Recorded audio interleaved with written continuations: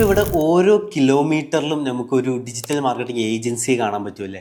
എവിടെയാണ് ഇപ്പോൾ എസ്പെഷ്യലി എറണാകുളം, കോഴിക്കോട്, തൃശ്ശൂർ, ട്രിവാൻഡ്രം പോലത്തെ മെയിൻ സിറ്റീസിലൊക്കെ നമുക്ക് എന്ത് കാണാൻ പറ്റും? ഡിജിറ്റൽ മാർക്കറ്റിംഗ് ഏജൻസീസിനെ കാണാൻ പറ്റും. ഒരു മാസത്തിൽ ആയിരക്കണക്കിന് കുട്ടികളാണ് ഡിജിറ്റൽ മാർക്കറ്റിംഗ് പഠിച്ച് പുറത്തേക്ക് ഇറങ്ങുന്നത്. ഇവിടെ പഠിച്ചിറങ്ങുന്ന കുട്ടികളിൽ 30-40% ആൾക്കാരും ഓൺ ആയിട്ട് ബിൽഡ് ചെയ്യാൻ, ഓണായിട്ട് ഡിജിറ്റൽ മാർക്കറ്റിംഗ് ഏജൻസി സ്വന്തമായിട്ട് ചെയ്യാൻ ശ്രമിക്കുന്നവരാണ് എന്നുള്ളതാണ്. ഇതിൽ എത്ര പേർക്ക് സസ്റ്റെയിൻ ചെയ്യാൻ പറ്റുന്നുണ്ട് എന്നുള്ളതാണ് ചോദ്യം. അറൗണ്ട് ബിലോ 5% അല്ലെങ്കിൽ ബിലോ 10% എന്നുള്ള കാൽക്കുലേഷൻ തന്നെ വെച്ചാൽ അവർക്ക് മാത്രമേ ഇതിൽ സസ്റ്റെയിൻ ചെയ്യാൻ പറ്റുള്ളൂ എന്നുള്ളതാണ്. എന്തുകൊണ്ടായിരിക്കും?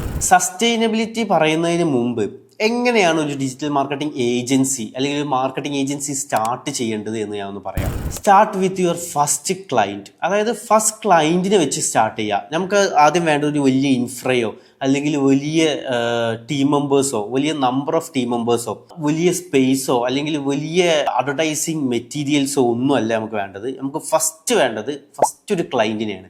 If the client are paying for 20,000 or 30,000, അവിടെ സ്റ്റാർട്ട് ചെയ്യുക.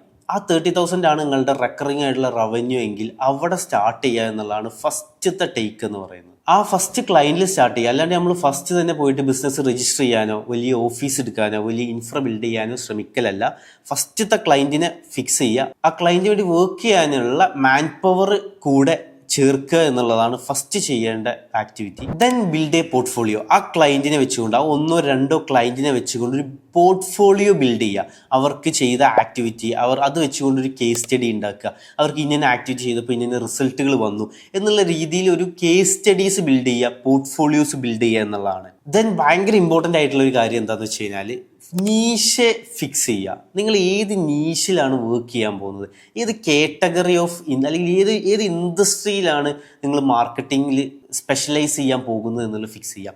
ഒരു ഉദാഹരണത്തിന് നിങ്ങൾ റെസ്റ്റോറൻറ്റിൻ്റെ മാർക്കറ്റിങ്ങിലാണോ എക്സ്പെർട്ടൈസ് ആയിട്ടുള്ളത്, അതല്ല നിങ്ങൾ റിട്ടെയിൽ സെഗ്മെൻറ്റിലാണോ, ഇ കൊമേഴ്സിലാണോ, ഇല്ലെങ്കിൽ മറ്റ് സർവീസ് സെഗ്മെൻറ്റിൽ ലീഡ് ജനറേഷൻ ചെയ്ത് കൊടുക്കാനാണോ നിങ്ങൾ എക്സ്പെർട്ടൈസ് ഉള്ളത്. നിങ്ങളുടെ എക്സ്പെർട്ടൈസ് ഏത് നീഷിലാണോ ആ നീഷ് ഫിക്സ് ചെയ്യുക എന്നുള്ളതാണ് ചെയ്യേണ്ട ഏറ്റവും ഇമ്പോർട്ടൻ്റ് ആയിട്ടുള്ള ഒരു കാര്യം എന്ന് പറയുന്നത്.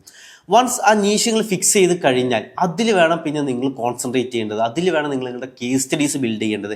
അതിലായിരിക്കണം നിങ്ങൾ അറിയപ്പെടേണ്ടത്. അതിലാണ് നിങ്ങൾക്ക് ഓഡിയൻസ് ബിൽഡ് ആവേണ്ടതും നിങ്ങൾക്ക് ക്ലയൻസ് ഓൺബോർഡ് ആകേണ്ടതും. എന്നാൽ മാത്രമേ സസ്റ്റൈനബിലിറ്റി ഉണ്ടാവുള്ളൂ. അല്ലാതെ എല്ലാ ഏരിയയിലും നമ്മൾ ബിൽഡ് ആവാൻ ശ്രമിച്ചാലുള്ള പ്രശ്നം എന്താണെന്ന് വെച്ച് കഴിഞ്ഞാൽ നമുക്ക് നമ്മളുടെ എക്സ്പെൻസ് മീറ്റ് ചെയ്യാൻ പറ്റില്ല, നമ്മളുടെ പ്രൈസിങ്ങിൽ പ്രോബ്ലംസ് വരും, നമുക്ക് ആ ഒരു ROI മീറ്റ് ചെയ്യാൻ പറ്റില്ല എന്നുള്ളതാണ് ഒന്ന്. രണ്ടാമത് നമുക്ക് റിസൾട്ട് കൊടുക്കാൻ ഭയങ്കര ബുദ്ധിമുട്ടായിരിക്കും.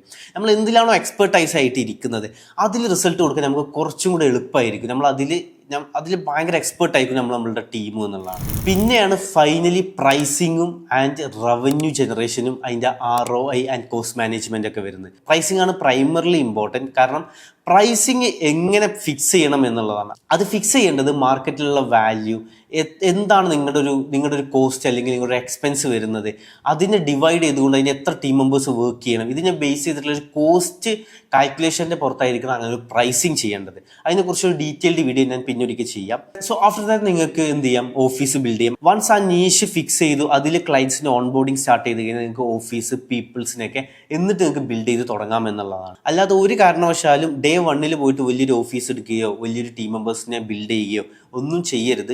കാരണം ഇന്നത്തെ കാലത്ത് ഒരു ഡിജിറ്റൽ മാർക്കറ്റിംഗ് ഏജൻസി ബിൽഡ് ചെയ്യാനോ അല്ലെങ്കിൽ ഏജൻസി റൺ ചെയ്യാനോ വലിയ ഇൻവെസ്റ്റ്മെൻറ്റോ അല്ലെങ്കിൽ വലിയ ഒരു ഇൻഫ്രയോ വേണ്ട എന്നുള്ളതാണ് റിയാലിറ്റി.